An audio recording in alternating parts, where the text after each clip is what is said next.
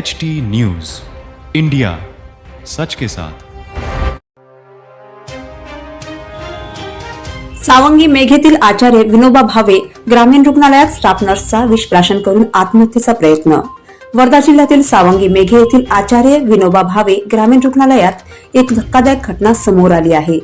रुग्णालयात कार्यरत असलेल्या स्टाफ नर्स अश्विनी मनोहर चतुर यांनी ड्युटीवर असताना विषप्राशन करून आत्महत्येचा प्रयत्न केल्याची माहिती समोर आली आहे।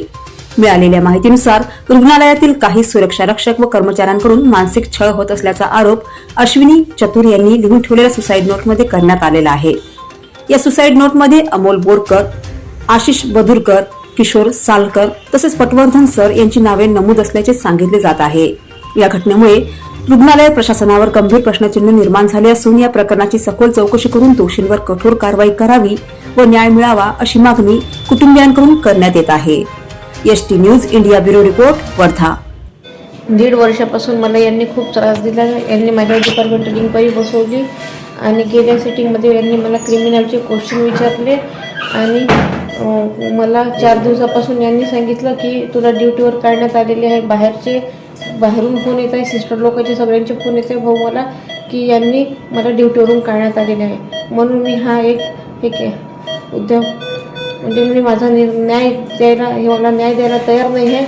यांनी मला न्याय द्यावे की मी एक महिला कर्मचारी असून मला हा पुरुष कर्मचारी ऑन ड्युटी सुरक्षा गार्ड मला कसा काय बोलला आणि याला जबाबदारी सर भाऊ अमोल बोरकर सुरक्षा गार्ड, आशिष बेदलकर, किशोर सालंकर आणि पटवर्धन सर यांनी मला खूप त्रास दिला।